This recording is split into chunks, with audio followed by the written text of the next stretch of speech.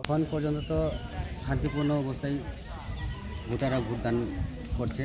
এখন পর্যন্ত কোনো অপ্রীতিকর ঘটনার কোনো আমরা মানে আভাস পাইনি। তবে রাত্রিবেলা আমাদের মেথিমিয়া অঞ্চলে আমাদের যে কার্যকর্তাদের বাড়ি ভাঙচুর হয়েছে, এতে সবাই একটু ভয় ভীতি প্রদর্শন করেছে তাদের উপর। কোন কোন জায়গায় এমন হয়েছে? মেথিমিয়া এই পর্যন্ত মেথিমিয়া আর মহাবীর এই দুটি জায়গার উপর আমাদের আছে। মানে কতগুলি জায়গা আপনি ভিজিট করেছেন এবং কেমন দেখেন? এই পর্যন্ত আমি 11টি বুথ সেন্টার ভিজিট করেছি। আচ্ছা, কেমন মনে করেন সারা খুব ভালো, এই পর্যন্ত খুব ভালোই সারা পাওয়া যাচ্ছে। আপনি জয়ের ব্যাপারে কতটুকু নিশ্চিত? এটা 26 তারিখে বলা যাবে, এর আগে তো কিছু বলা যাবে না। আচ্ছা, এখন কোনো সমস্যা আছে কি?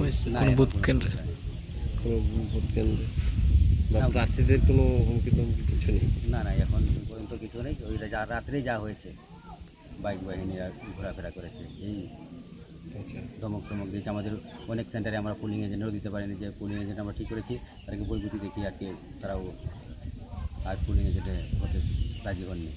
আচ্ছা, কার পক্ষ থেকে করানো হয়েছে? আর কার পক্ষ থেকে হবে? এটা তো রুলিং গভর্নমেন্টের পক্ষ থেকেই হবে।